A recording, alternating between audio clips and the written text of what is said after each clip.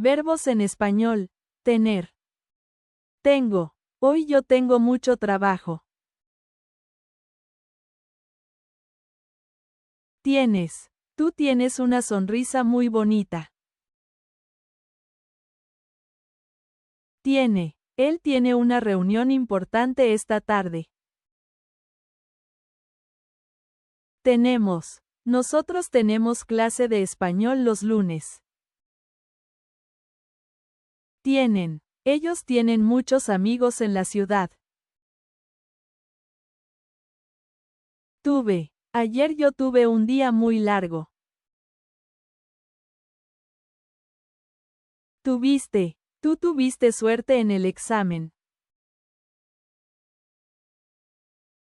Tuvo. Ella tuvo un problema con su coche.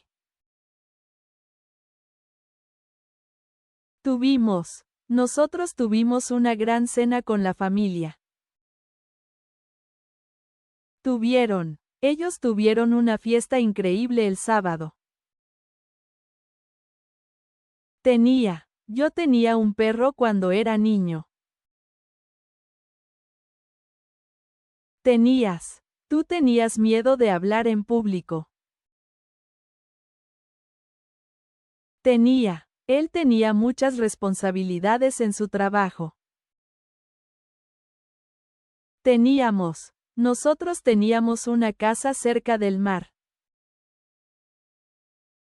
Tenían. Ellos tenían tiempo libre para viajar. Tendré. Mañana yo tendré una entrevista importante. Tendrás. Tú tendrás un buen futuro si trabajas duro. Tendrá. Ella tendrá vacaciones el próximo mes. Tendremos. Nosotros tendremos una reunión temprano. Tendrán. Ellos tendrán que estudiar más para aprobar. Tendría. Yo tendría más energía si durmiera mejor. Tendrías. Tú tendrías éxito con un poco más de práctica. Tendría. Él tendría una casa más grande si ganara más dinero. Tendríamos. Nosotros tendríamos tiempo si terminamos pronto.